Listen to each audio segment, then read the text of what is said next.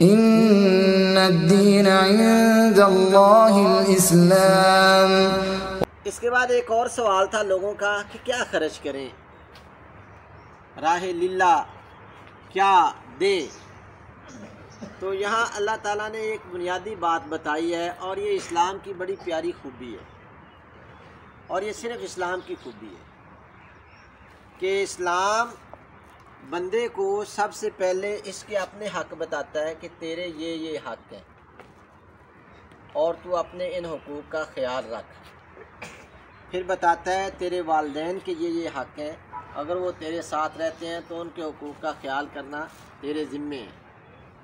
پھر اسلام بتاتا ہے تیری بیوی کے تیرے اوپر یہ حق ہیں، اس کے حقوق کا خیال رکھنا تیرے ذمے ہے۔ پھر اسلام یہ بتاتا ہے تیری اولاد کے تیرے اوپر یہ حق ہیں، اولاد کے حقوق کا خیال رکھنا تیرے ذمے ہے۔ پھر باقی رشتہ دار اور ہمسائے، حتیٰ کہ کوئی جب کبھی ساتھ کسی سفر میں اچانک بیٹھ گیا لیکن اس سے کوئی تعلق نہیں ہے، کچھ سفر اکٹھے کرنا ہو تو اس کے بھی حقوق بتائے ہیں۔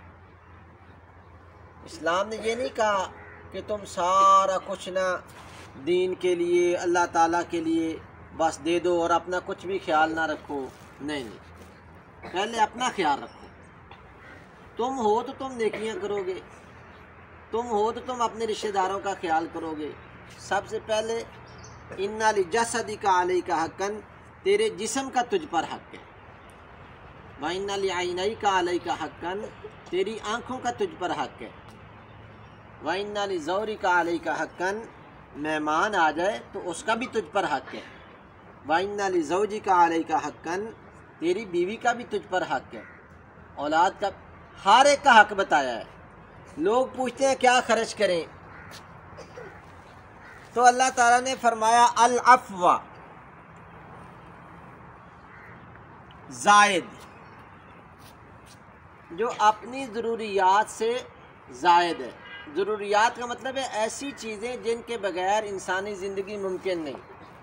مثال کے طور پہ 3-4 دن بھوکے رہنا ہمارے بس میں نہیں ہے۔ صبح و شام دن رات ہم بھوکے رہیں، ایک دن تو گزار لیں گے، دوسرے دن مشکل ہو جائے گی، تیسرے چوتھے دن نئی انسان کے لیے بہت مشکل ہے۔ تو کھانا پینا ہماری ضرورت ہے، اس کے بغیر ہماری زندگی نہیں ہے۔ سخت سردی میں اگر ہم گرم لباس نہیں پہنیں گے، جرسیاں سویٹر نہیں پہنیں گے، جرابیں وغیرہ ضروری چیزیں نہیں پہنیں گے، اور سخت سردی میں ہم پھرتے رہیں گے، کتنی دیر ہم چلیں گے، بیمار ہو جائیں گے، اور پھر نہیں احتیاط کریں گے تو بندہ مرنے کے قریب ہو جاتا ہے۔ سردی گرمی کا لباس وہ ہماری ضرورت ہے، مجبوری ہے، نہیں کریں گے تو ہم نہیں چل سکتے۔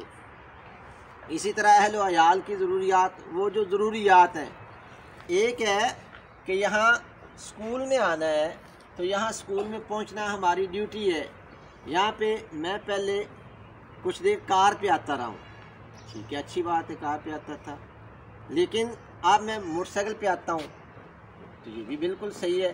کار میرے لیے ضروری نہیں ہے اسکول پر آنے کے لیے، اسی طرح باقی لوگ سمجھانے کے لیے بتا رہا ہوں، موٹر سائیکل پہ بھی آیا جا سکتا ہے، اور اگر دقت ہو، پٹرول بہت زیادہ مہنگا ہو جائے، مجھ سے نہ لیا جا سکے تو سائیکل پہ آنا بھی ٹھیک ہے۔ نہ کار میری مجبوری ہے اسکول آنے کے لیے، نہ موٹر سائیکل میری مجبوری ہے۔ ضروریات یہ آسانیاں ہیں، کار آسانی ہے موٹر سائیکل کی نسبت، اس میں بالکل ہوا نہیں لگتی۔ موٹر سائیکل بھی آسانی ہے سائیکل کی نسبت کہ موٹر سائیکل پہ پیڈل نہیں مارنے پڑتے، لیکن یہ ضرورت یا مجبوری نہیں ہے۔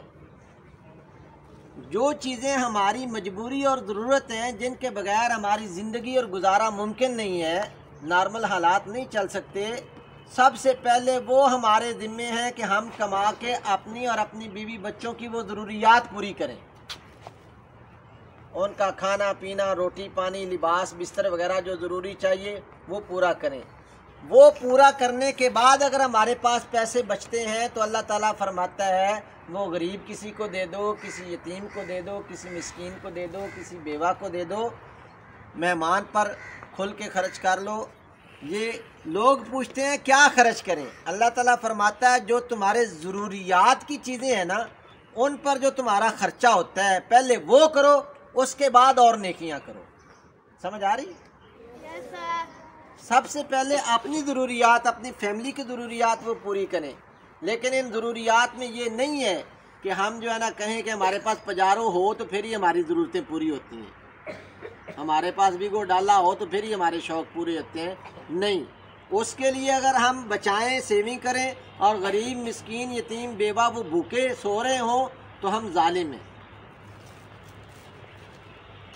لیکن اگر ہم اپنے بچوں کو رلائیں، ان کو بھوکا رکھیں، خود ایسی تنگی میں پڑ جائیں جس کو ہم برداشت نہیں کر سکتے، اور اس کو جس کی ویسے خدمت اور لوگ بھی کر رہے ہیں، ہم اس کی خدمت کر کے سمجھیں ہم زیادہ نیکی کما رہے ہیں، نہیں، ایسے زیادہ نیکی نہیں ہے۔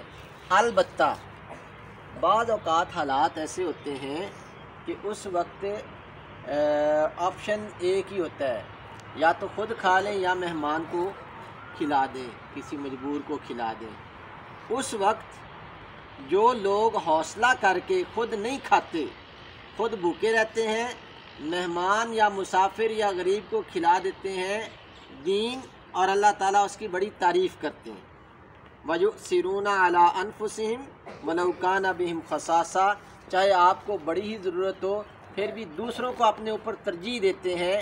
یہ بہت بڑی نیکی ہے، ایثار اور قربانی، لیکن یہ ایک حد تک ہے۔ حقوق و فرائض میں بیلنس رکھنے کا یہ دین ہے، بڑا جو ہے نا ہر ایک کا خیال رکھنے کا یہ دین ہے ہمارا دین۔